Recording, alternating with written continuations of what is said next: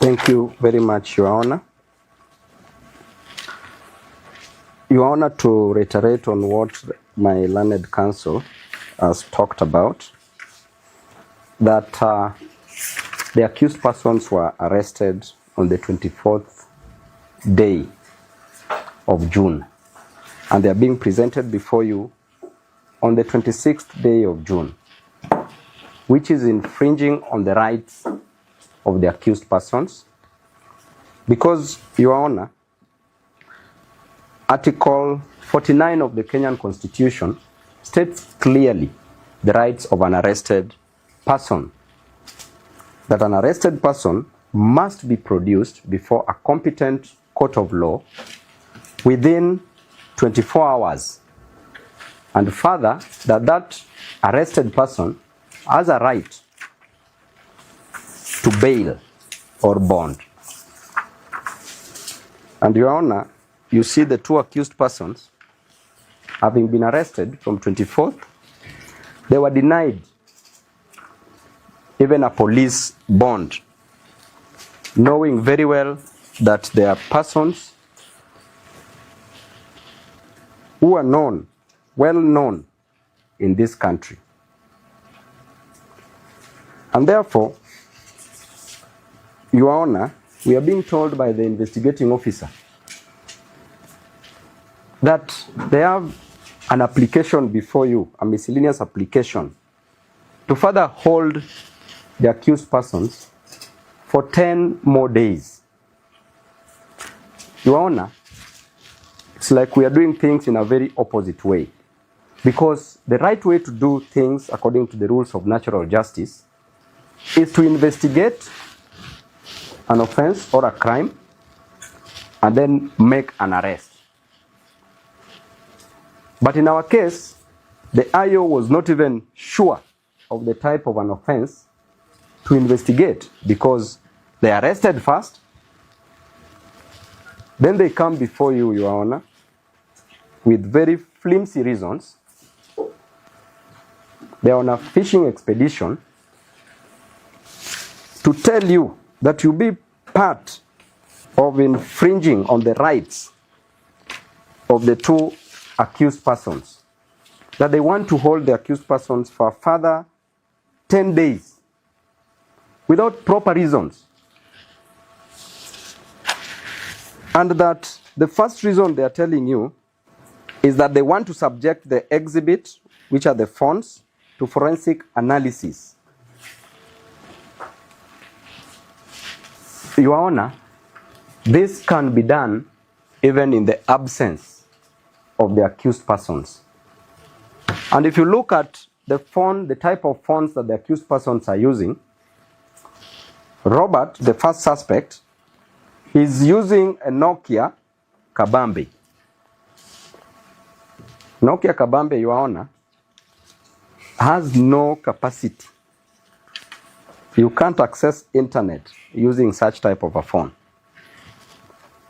And the second suspect, Suleiman, is using Nokia C1, and this person is not on X, he's only on Facebook. And what is brought? The second suspect uses that?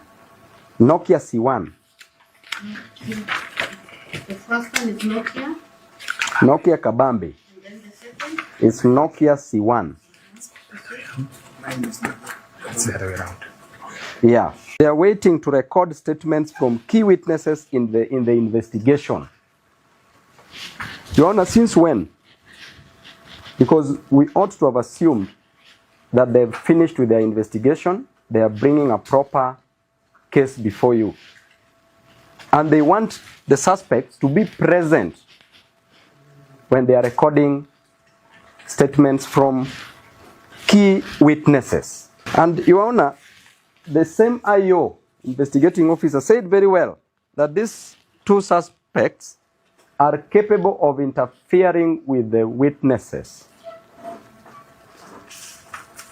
And the witnesses that we always have in such cases, Your Honor, are always police officers.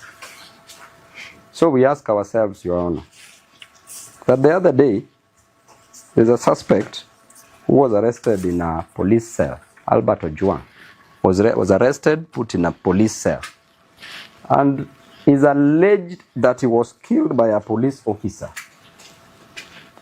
And therefore, Your Honor, if we leave these two suspects in the hands of the police officers, they are dangerous people, because they are supposed to protect life and property, and it is alleged that they took life and property.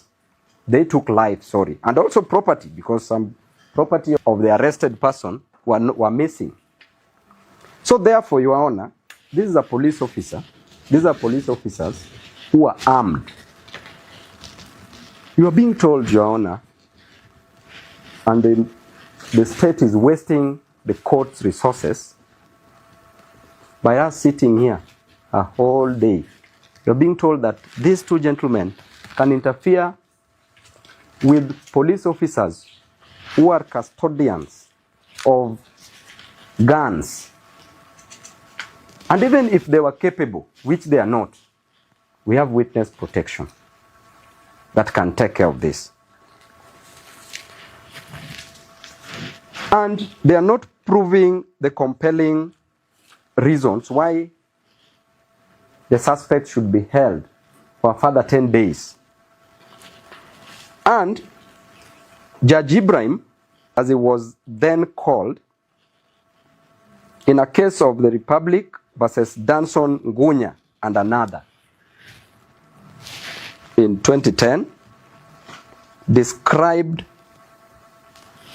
a right to bail as an inalienable right by holding that for you to prove compelling reasons, you must show that there is exceptional circumstance.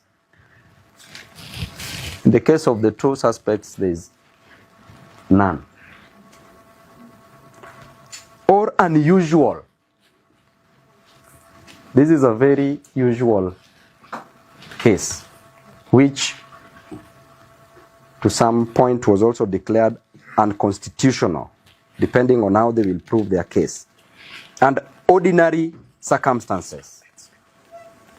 And extraordinary circumstances, sorry, which is strong, rousing interest, attention,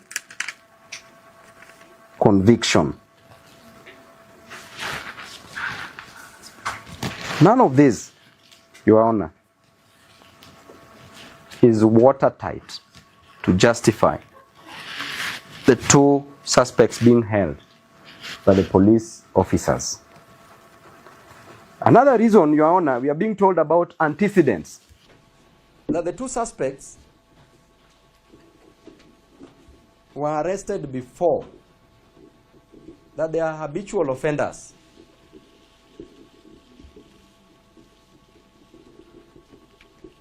Your Honor, you know very well that every case must be treated with its own facts and merits. And even if they were convicted, which they were not, in the previous offenses, which they don't have, they've never been arrested, then it means that they already served. They already dealt with that case. And this is a fresh case that is before you, Your Honor. And this reminds me to bring to your attention a case of Mills versus the Queen. A case of contemporaneous similar fact evidence.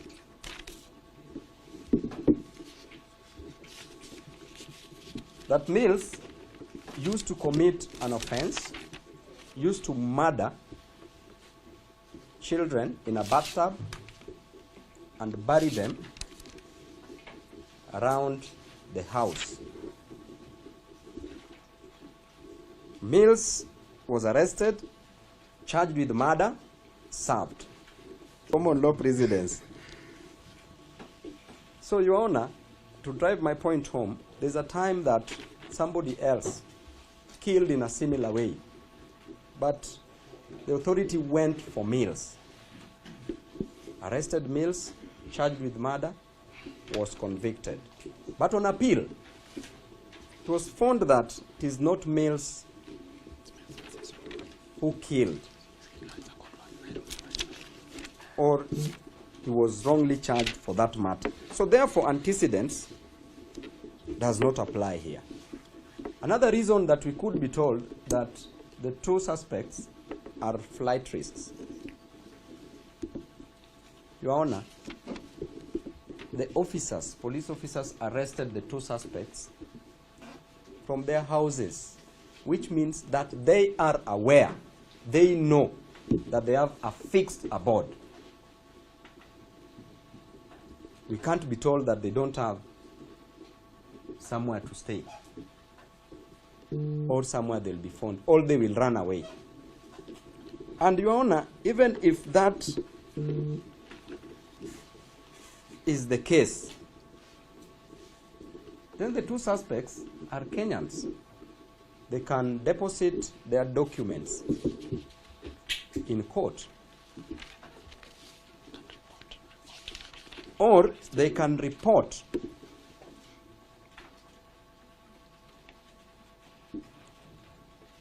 to the nearest police station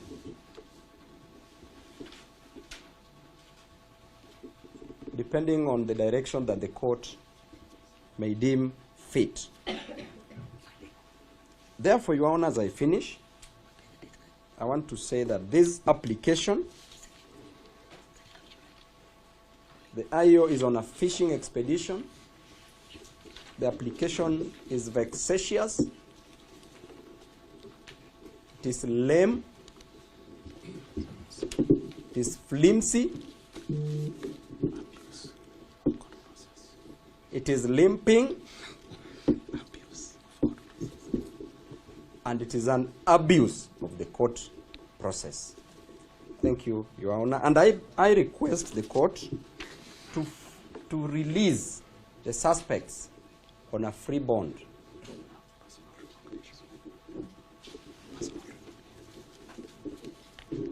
Thank you.